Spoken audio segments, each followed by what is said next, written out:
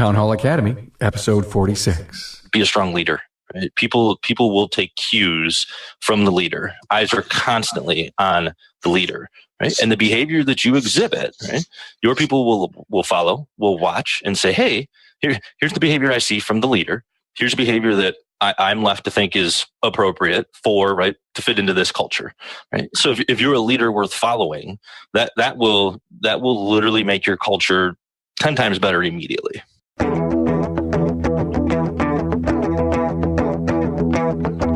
Welcome, automotive aftermarketers, to a Remarkable Results Radio Town Hall Academy. Listen to learn just one thing from today's episode on your journey to remarkable results.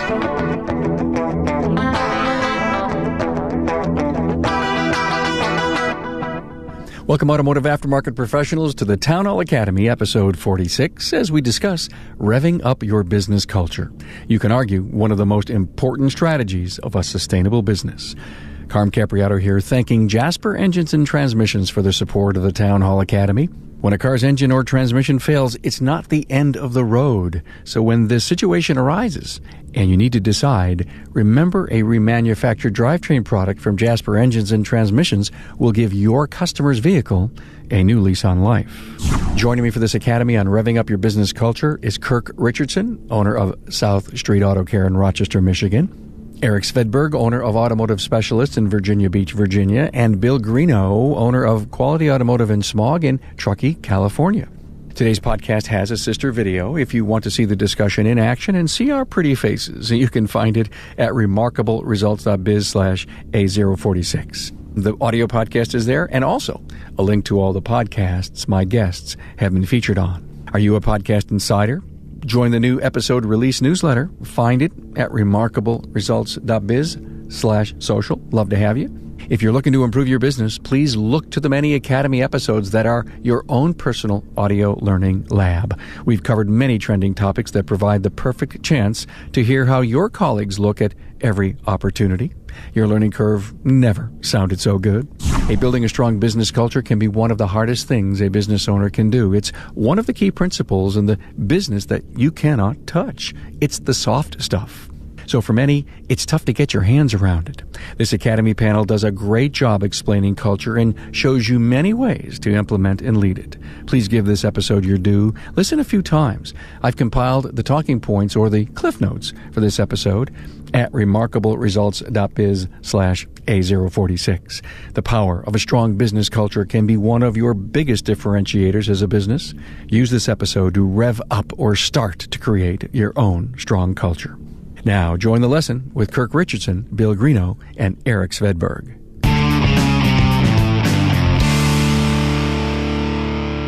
Glad to have you guys here.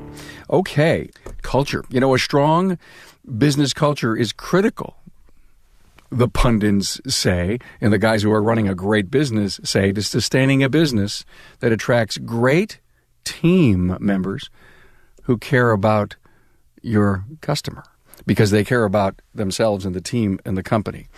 And building that, for many, seems to be a daunting task. And I want to go to you, Bill, right away. You've got a great stat to share with us.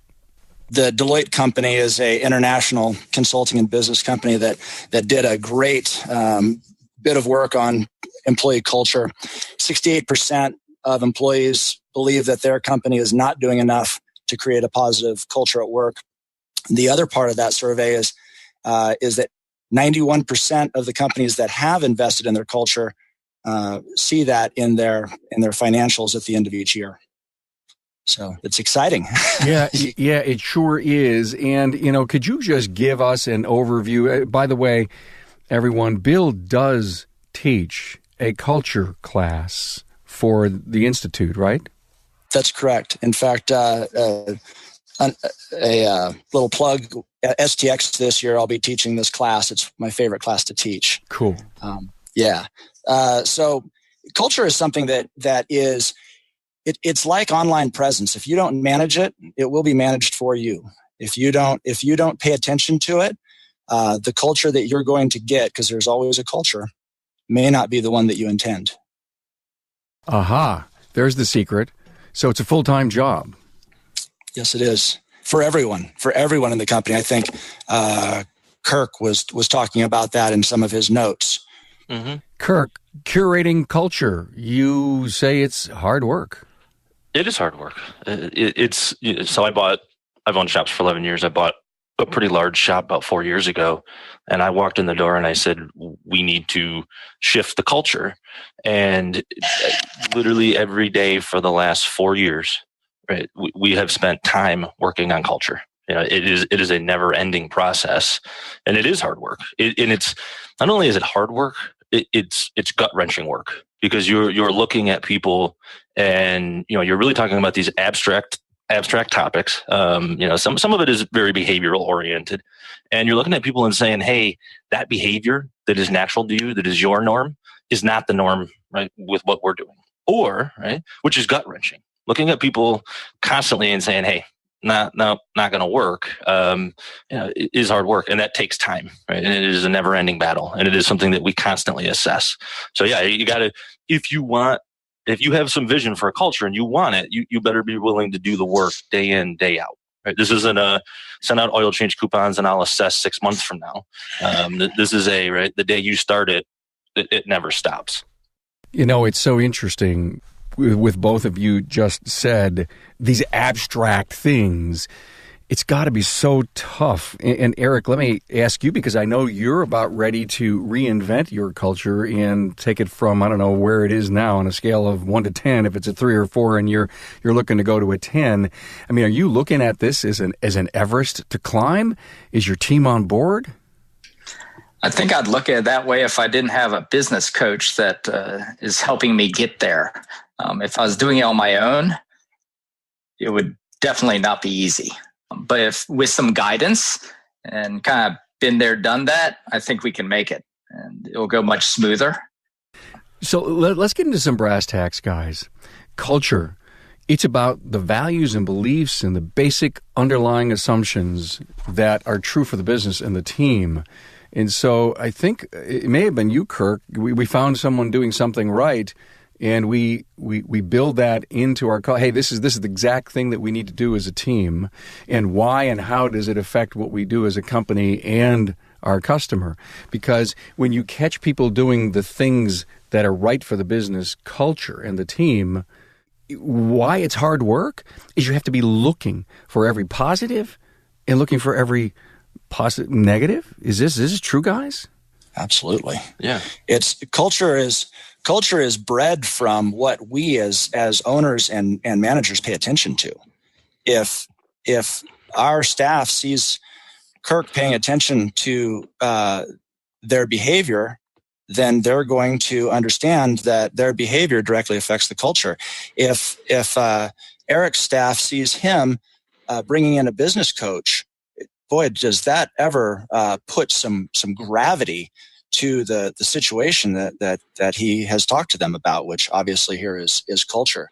I think that one of the places where we can jumping into brass tacks, where we can help our staff to be self-regulating in their culture is by sharing numbers with them. It's a piece of the equation that, pun intended, I guess. It's a piece of the equation that we don't often talk about. We talk about activities and being a good team and doing team building activities to culminate this great feel good.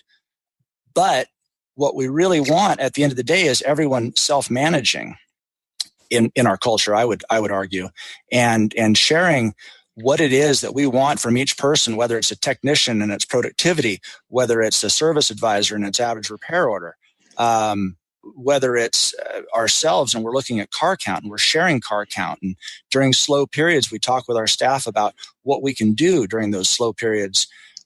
This becomes a culture where people pay attention to the security of the company. And the company, in my estimation also, has to be seen as a standalone figure outside of just the owner. So often people talk about me and mine and my company and me, rather talk about the company and the health of the company. Our company. Our company.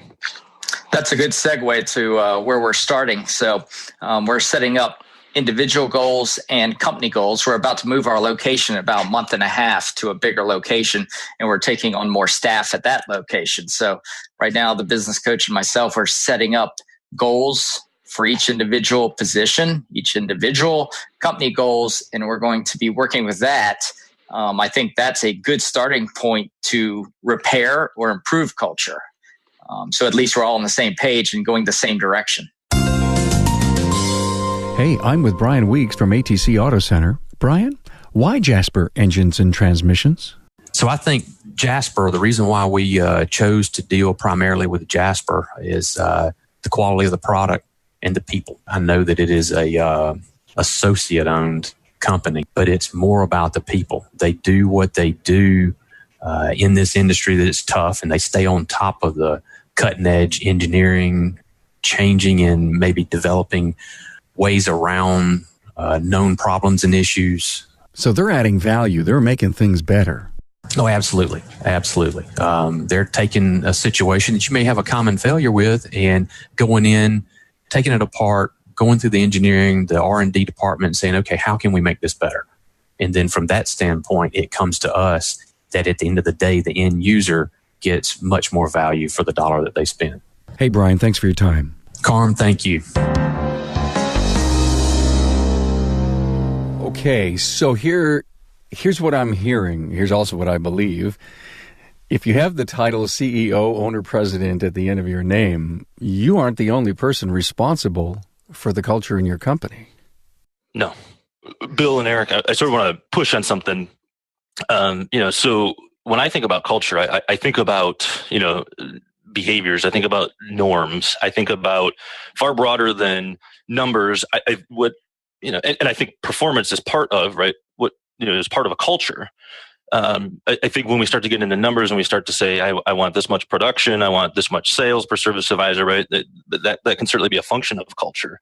I think there's a much broader part of culture that we miss, which are these small little nuanced behavioral items, right? So we talk about culture a ton. So I went downstairs and, we got 5 service advisors, and I asked them, I said, hey, what do you think of our culture? And here's what the words that came out: humor, warmth, helpful, village, accountable, reliable, mentoring, encouraging, right? None of those are, we produce a lot of hours, right? So I do what I would never want anybody to do. And, I don't claim to have the best culture, right? Every culture is unique and everybody has their own vision of what that should look like. I would never, I wouldn't want it to be exclusively bogged down in, right, performance-oriented things, right? So for us, we walked in and we said, hey, what are the normal behaviors that occur right now, good and bad, right? And we really looked at the leaders that were in the I looked at the leaders that were in the building and said, right, what are the good and the bad behaviors? And I went after the leaders and I said, hey, we're going to amplify the good behaviors. We need to root out the bad behaviors, and we need to define these, right? And we need to put them on paper. So we have a full, and I think you've seen this, Carm, but it's a full 1-page. Here's a bunch of behaviors that are acceptable. Here's a bunch of behaviors that are not acceptable. And, we defined that. None of it has anything to do with how well you do your job. All of it is these soft skills. So I think performance is part of that culture, but I would never want to forget about the rest of that, because none of the things that came out of my people's mouth were, hey, we turn a lot of hours. Do you think that's a good starting point, that side, or do you think the goal and number side is a good starting point? I would almost immediately start with the soft skills. I would always start with soft skills. What we've seen, and what I've seen, and I've owned shops for 11 years, is if your people enjoy working with each other, they'll produce far more work, far more work, right? Than they will if all you talk about is, hey, perform more work, right? If they can show up and be happy and enjoy the culture, right, you're going to get far more performance out of them. I'm going to tell you, it's painstaking. Right? It's painstaking to create a culture where people like each other, because you got to uproot some things and you got to uproot some people. If the culture, and I want to be clear about this too. You can have a culture that's all about performance, and I wouldn't say that's better or worse. I would say, right, do you have the leadership to sustain a culture of, performance oriented, right? And do you have the people in the building to align with that? Right. So because here's the deal: if you don't have guys in your shop right now, and not you, Eric, just people in general, if you don't have guys in your shop right now that can actually do the work, it's irrelevant. You can go talk about performance till you're blue in the face if you don't have the people that perform the work, right? So I would almost always start with the behavioral soft skill side of it, right? How do we want to treat each other, right? And that will, right, radiate out as well. Something I've learned is, right, we get into these soft cultural things, and that stuff radiates right out to the customer. They walk in the door and they are like, something is different. So that's where we started.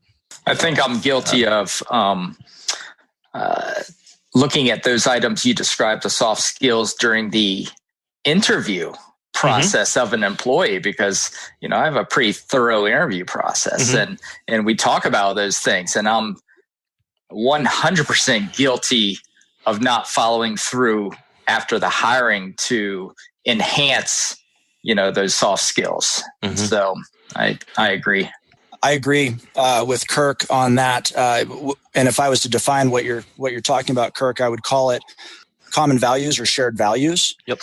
And that's the first thing that I believe that should be focused on, provided that the company is solvent. And that's why I bring up the financial piece first, because not because it's the most important, but without the financial piece, there is no company. So I think what you said that was pivotal for me was there's nothing if you don't have people that can do their job. And so when I think about people doing their job, I want to give them a clear expectation of what their job should result in. But along the lines of the common values, I've got one of my slides here, which I really like. So loyalty is the number one thing that employees want and that employers want from employees. Enhanced work experience is number two. And I think enhanced work experience is one of those places where we can do wonderful, wonderful things for our staff. In staff meetings, just asking the staff what they want can be crazy and fun. One of the things that came from a staff meeting at our shop was one of the guys flippantly said, "I think we should get massages at work." Well, how hard is that? There's a million massage therapists out there that need car work done. They're easy to find, and to have to give them 15, 20, 30 minutes was amazing. And now our staff has the ability to schedule as part of their as part of their medical package. We have a massage therapist that they can go online, schedule with, go over during lunch, go over after work. Every now and then we have them come in during the day. And of course the conversation is, boy, we're not turning any wrenches. We're not fixing any cars. How can we do this during the day? Well, the answer is that with an enhanced work experience, with this environment that's so wonderful, we get more done. Sure. I mean, people love, for the shops that close for lunch. I think across the board, if you were to ask owners, how were you affected financially, back to the financials, how were you affected financially when you started closing for lunch? And I believe that overwhelmingly you'd find that they made more money. The massage portion was unexpected. It was outside the box for us, that's for sure. But they said it. And so often our staff says things, we go to ask them, hey, what is it that you want? What is it that you want? And with your behavior, with his behavior, with our behavior, what do you want? And when you actually ask them and stop and listen, you realize, shoot, they've been telling me all along. Yep.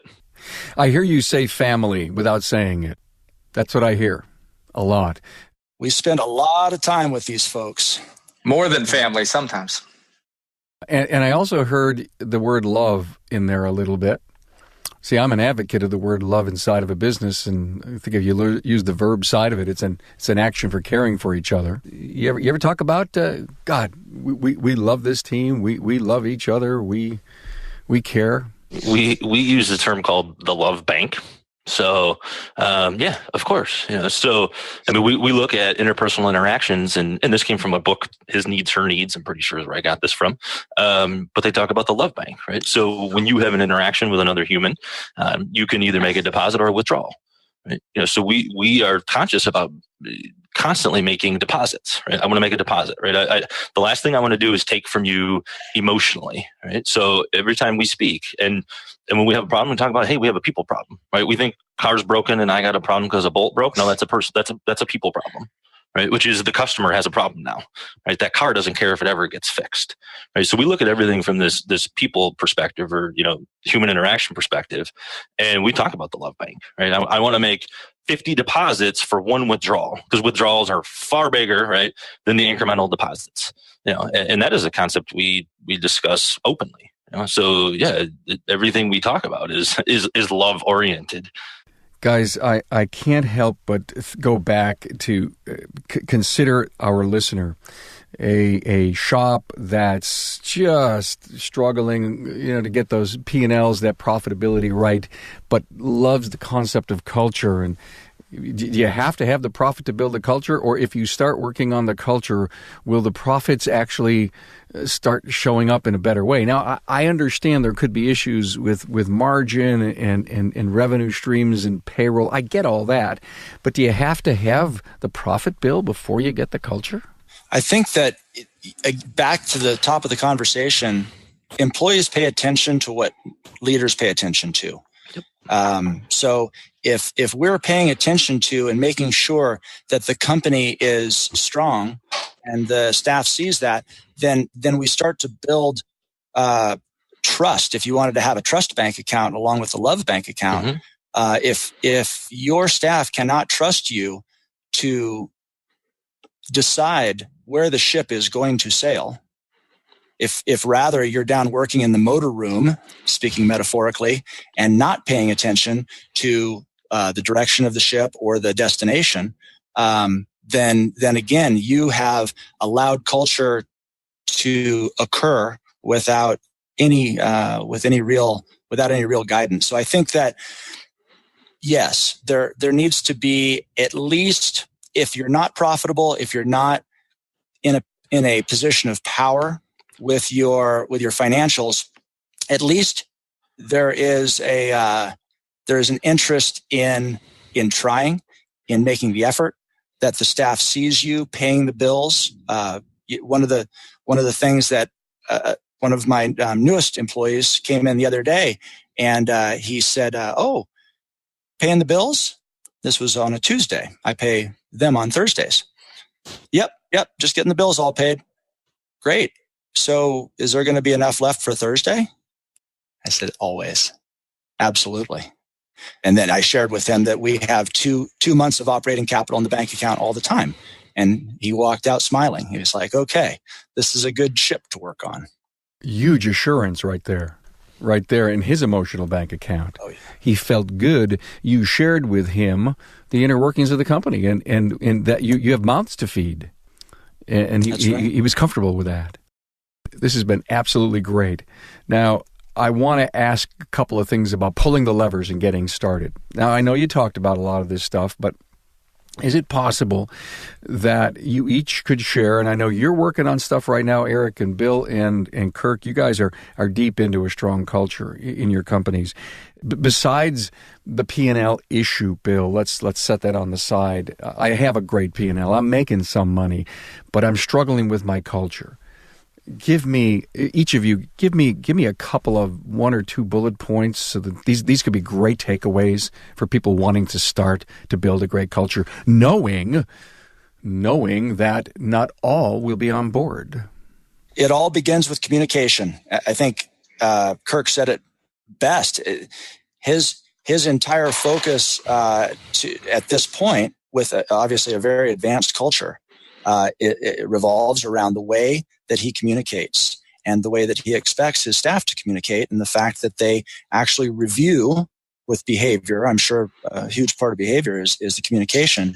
Another shameless plug, I'll be teaching a class on communication at STX too, because you just can't have enough practice, and it's something that we have to constantly practice. It's something that we need to look for opportunities to work on it, whether you're reading books about it, practicing it with your staff, asking for feedback on your communication from your loved ones, the people that are nearest you. Communication. If it was easy, everybody'd already have a great culture. Add to that, Kirk? For people who aren't that interested in doing all of the hard work, right, to say, here's a defined culture, here's the norms, let me go through this. At a minimum, if you want to just like alter your culture, be a strong leader. Right? People will take cues from the leader. Eyes are constantly on the leader, right? And the behavior that you exhibit, right, your people will follow, will watch, and say, hey, here's the behavior I see from the leader.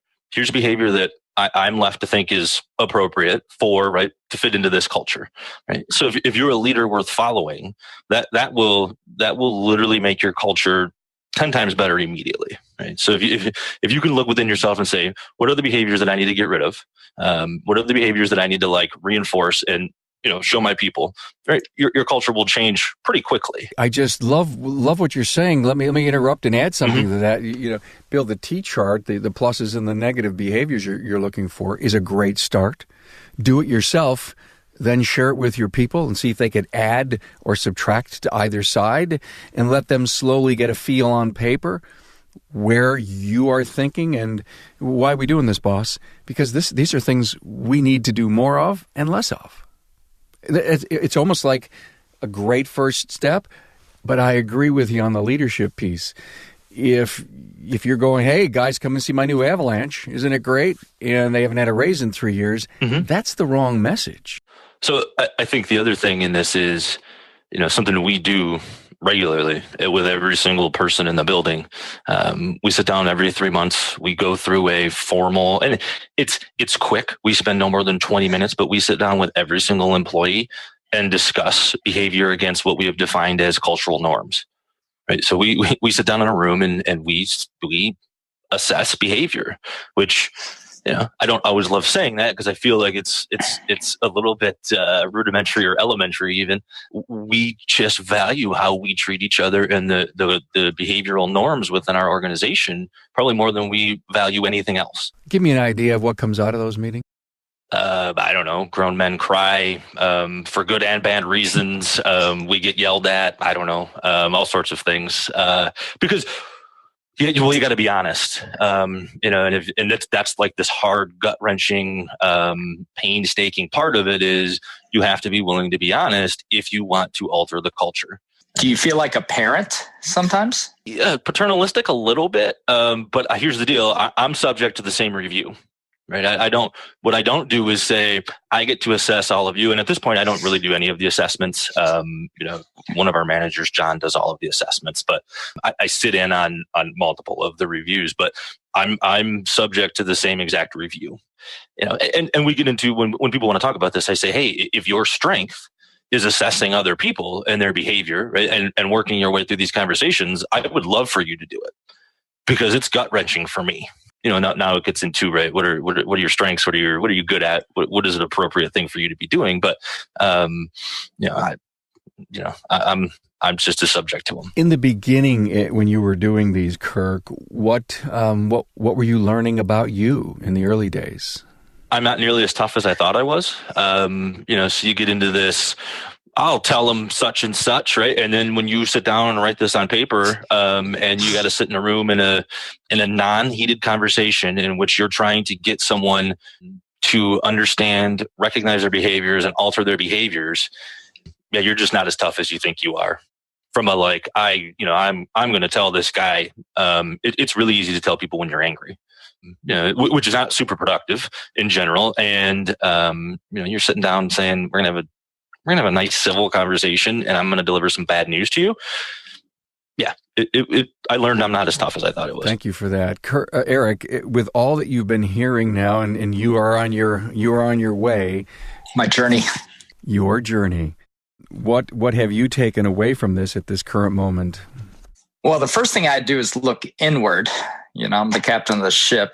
I've owned this business for 24 years and I've owned 2 shops, a record business. At any point, I had 28 employees. And I think when I looked inward, and thought over the last 24 years, I was disappointed by so many people.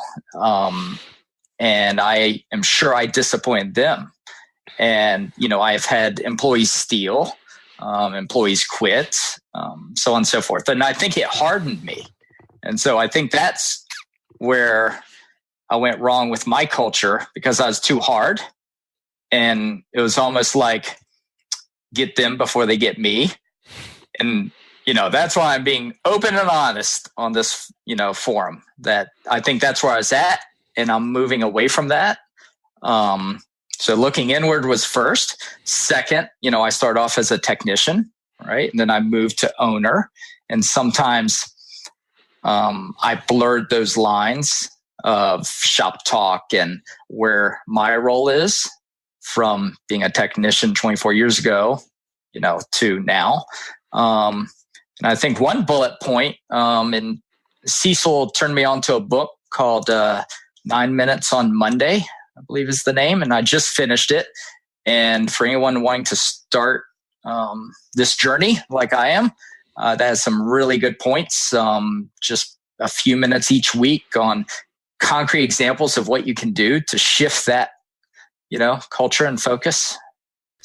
Eric is going to, Bill and Kirk, probably come up against a few roadblocks.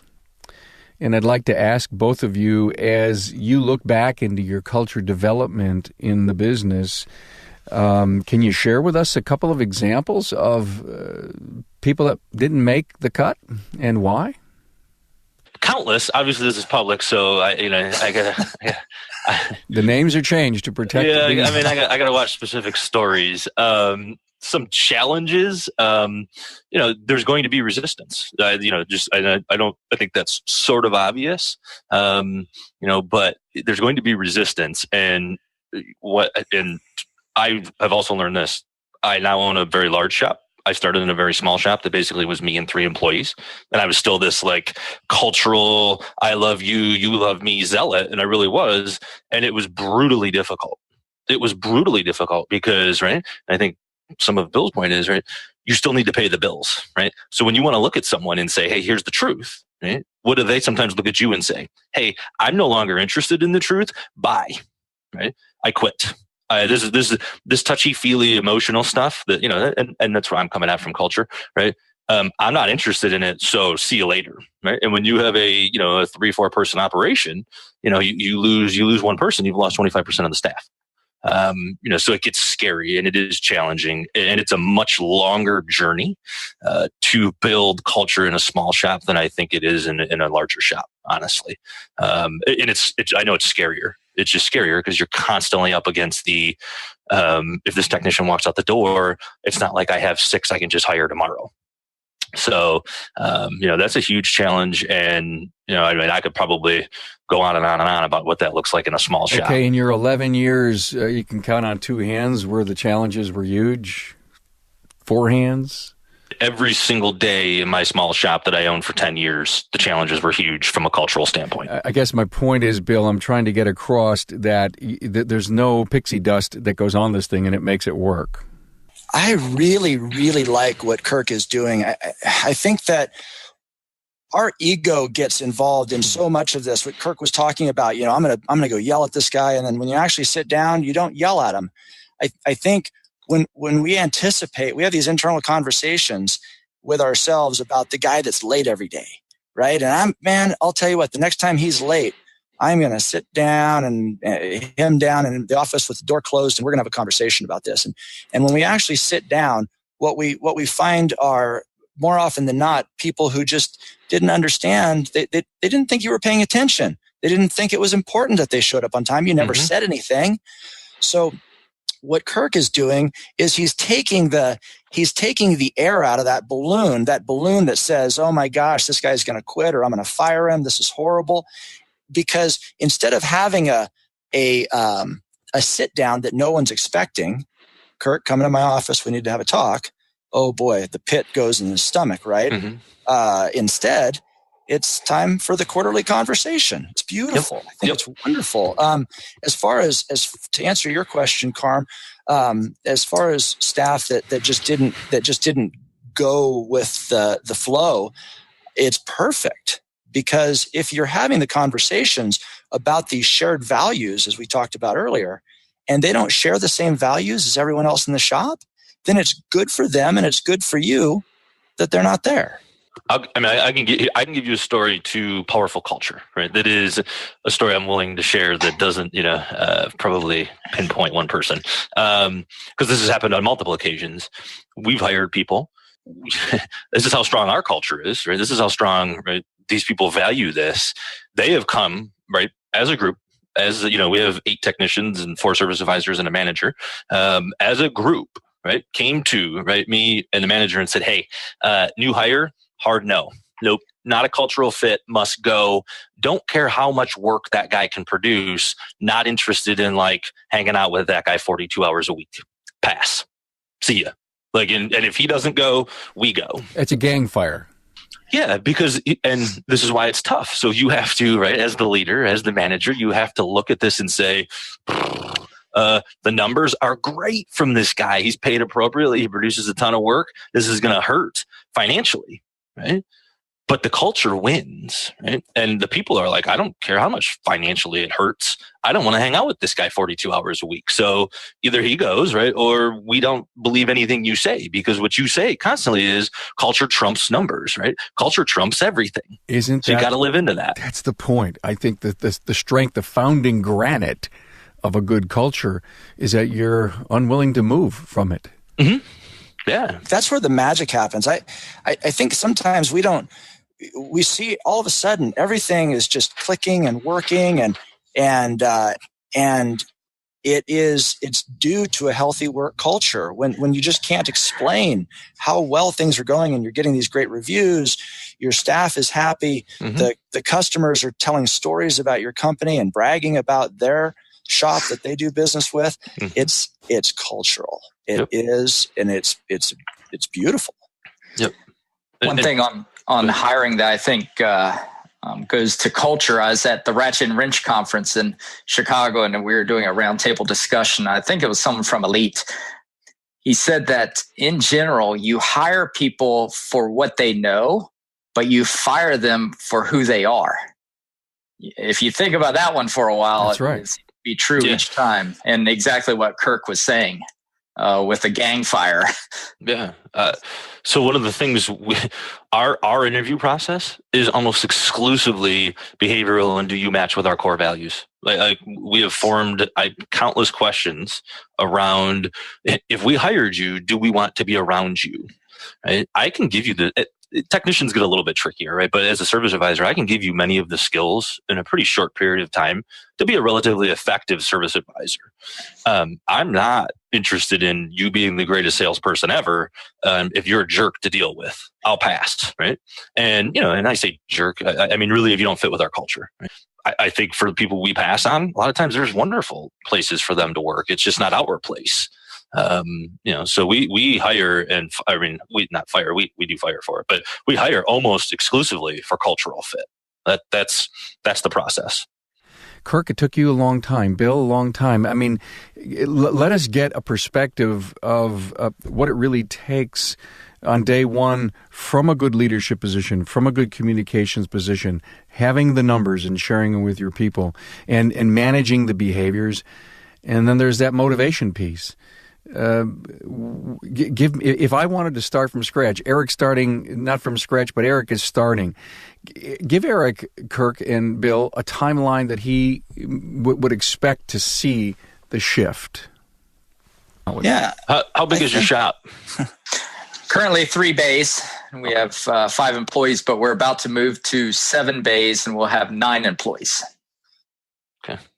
I think the moment that you turn your attention towards having the culture that you want, you start to experience it. You start to experience the cultural change from within. Kirk talked a lot about his own feelings and being touchy-feely, if you will, with this whole process. As soon as you got really serious about it, Eric, I'm sure that it probably felt great It begins with intention. It follows through with sharing your intentions, the vision that you have, that you want, and being the person that you want them to be. We teach so much by example.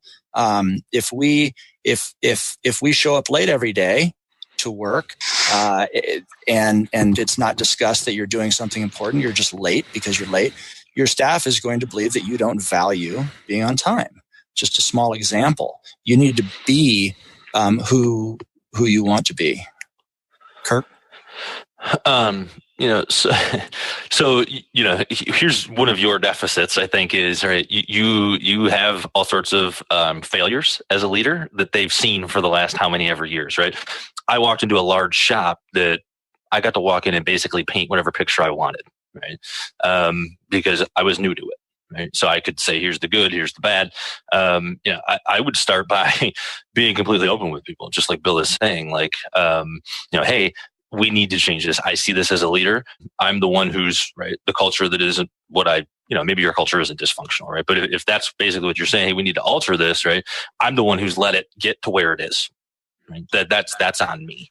Yeah, take ownership. Right. As the leader, that is essentially your responsibility. And then you're going to have to prove that out over a long period of time. Right. And that was something that I had to do in Livonia over a long period of time, because when I was 24, I was not an effective leader. I was not an effective manager. And that's when I bought my first shop.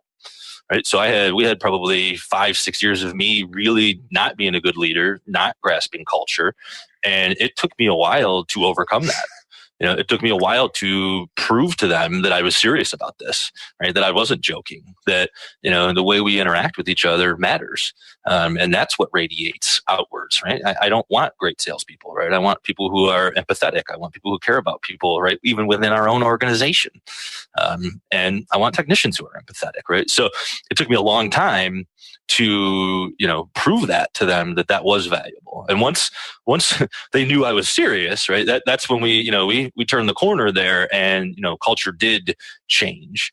I also defined it. I also sat down and said, here are all of the behaviors that currently exist. Here are the behaviors that, right, I don't like. Here are the behaviors I do like. And oh, by the way, I need all of your input on the behaviors that you do like, that you don't like, that I'm not aware of, right? And we need to have an open conversation about this, right, as a company. And we spent a lot of time discussing all of these abstract behavioral things. So what happens if you have the employee service advisor who is empathetic, is there every day, he loved working with them, but he does not hit the numbers, or she does not hit the numbers. And no matter, you coached them and everything else, how do you marry great culture and then the numbers? How do you marry them? I mean, so part of one of our core values is results, right? And we want to see behavior associated with the results. Now, here's the deal. In the end, we can look at you and say, if you're not producing the results, you're also not going to fit, right? And we've terminated people because of their performance. But what I have seen is, you can take people, put them in a culture, right? Take a classic underperformer, put them in a culture that expects results, and they'll improve. Now, to answer your question, sometimes you say, here's the deal. We have a wonderful cultural fit. You can't do the job. Yeah. Sorry. Yeah. So it's not, it's not all rainbows and everybody says, oh, yeah, I fit the culture and I do my job so well. Like, no, sometimes you still suck at your job. Yeah. It's not a Disney movie, is what you're saying. Yeah. I think it's a great point to bring up, that what Kirk said, that the result is one of their behaviors. And I get the point I'm trying to get across, because I'm trying to listen to this as if I was a service professional that was struggling with culture. I was a tech who's now a business owner, and I know I've got to do some really important things to grow and to improve my business. And I think leaders, they always say, well, leaders are born, and we all know that's not true. You can all become a great leader. A cultural leader, same thing. Bill?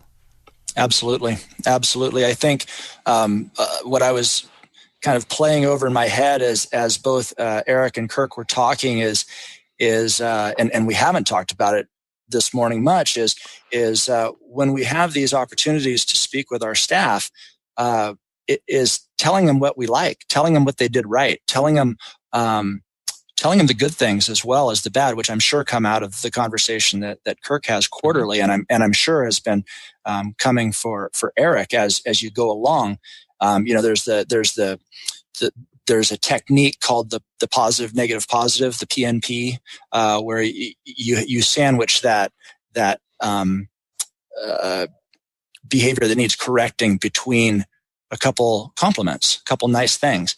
One thing that I feel very strongly about, back to Kirk was talking about interviewing and hiring, is people's strengths. Marcus Buckingham's Now Discover Your Strengths is one of my favorite all-time books. And in fact, before someone even gets an interview at our shop, they need to complete their strengths finder so I can review their strengths and decide whether or not they're going to fit. And if they don't fit, that's fine. They don't get an interview. I send them a letter that says, thank you very much. And they're on their way without investing a whole lot of emotional time in this interview process. It doesn't mean they're a bad person, but there are particular strengths that fit with our culture, that fit in the automotive industry culture, quite frankly. And if you spend a whole bunch of time trying to run damage control, trying to correct what people do not naturally do, then they will never be great. The only way that people can be great in your company is if you help them to focus on their strengths. If they don't sell well because they're just afraid of selling, for instance, as a service advisor, well, let's talk about, are they a great communicator? They're just afraid of selling. Okay, they're a great communicator. How can we take this great communication and bend it to where the person actually wants to buy from them? And maybe that's your electronic inspection process where you allow the technology to do the selling and you just have great conversations. Or maybe you're a great salesman and you're really pushy and you're not a great communicator. There's ways to take people's strengths and bend them into what you want. Tiger Woods was a great long gamer and a great putter. He sucked at his short game. It's part of the book. Now Discover Your Strengths. And he took a year off to focus on his drive and his putting, not his middle game, not coming out of the rough, not sand traps. Mm-hmm. That's damage control. And I don't think StrengthsFinder is the end all be all. There's a million things you can do that with all this, everything that we're talking about today, culture is founded in consistency. You have to be consistent with whatever you're doing. If you're going to have an interview process, don't change the process every time you interview someone. Even if you put together an interview sheet that has 10 questions and you're finding, oh my gosh, every time I interview someone and they're a 10, I end up firing them. Well, that's okay. Just know that it's the 8 that you're looking for. Don't change the form. Don't try and create this world where the test is the ultimate goal. The ultimate goal is to be consistent and find what works for you with your culture and your shared values of your shop, and getting people into that shared environment. I love where we went with this, and I think we can go on and we could talk two more hours and get all your really cool stories about the success piece of building a great culture. And for you, Eric, wow, to hang out and tell us about your journey.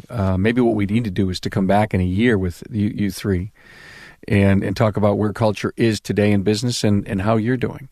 So I want to summarize. I want to go around the room. And this may not perfectly apply to you, Eric, but I think it may. And this is a big challenge. Give me, a 1 or 2 minute story about a transformation of a person who works with you into your culture. If you could, go on record to say, hey, we move this person from zero to hero because of our culture. I come up with many examples. I do want to say that, right? And I think this ties in. I'm sitting here thinking in my brain, like everything I've said basically sounds like it's misery to do this to go through this process, right? Which it can be. We also get to sit down and reviews with people. Time out. It can be for people that just aren't good at this. I mean, there's a lot of people that aren't good communicators, but they're shop owners, and they love talking to cars, but not to people. I think that all the time. I also try to not paint with a super broad brush. So, but it can be, right. And, I think what you're asking for is like, hey, where's somebody, give me a story of somebody who's changed. And, we have somebody in our building right now who, when we hired him, so we interviewed him and he said, I don't want to be in this industry. Somebody you fired 6 months ago told me I should come here and talk to you.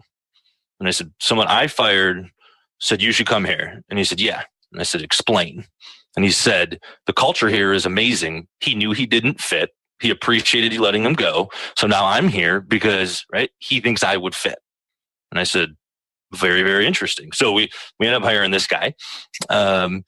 He's not the most ideal fit I've ever seen. And, he's 2 years into his employment. And at this point, we love the guy. But we went through, at month 3, that's when we do our first review. It was ugly. It was, no. We love you as a person, but these type of things, right, where you're taking tickets and hiding them in your toolbox because you want to make sure you get them is a hard no, right? Like that does not fit with doesn't even fit with our pay plan, right? Like that would make no sense for him to do that, right? But it was these behavioral things where we're like, yeah, no, we're not doing any of these things. And at this point, right, we get to sit in a review and have a wonderful conversation with that person, right? And we have 13, 14 people that we do these reviews for. And at this point, we've had hiccups, I think, with probably 10 out of the 13, but we basically get to sit down and spend 20 minutes heaping praise on somebody, saying, you're awesome, right? We love spending days with you because, right, your behavior aligns with, right, the behavior that we want to see. And that makes it very, very enjoyable. I don't have to do a ton of like managing childish behavior. We just don't do that here. So, and we've taken some people who really, really acted like children, and through these review processes, it has changed, how they do behave. Thank you for that. One of the things that I really want to highlight that I continued to hear this whole hour is it's never the person, it's always the behavior. And I think that is so critical from a leadership's perspective. You never want the person to leave the room and to feel that it was that they're a bad person. It's just that the behaviors that they're demonstrating doesn't work in our world, in our culture, in our business. And I think that's an important point. Bill? I would say that as trust is built, we emerge as the leader. And until we emerge as the leader, we're not going to be able to transform or affect any transformation of this individual into our culture.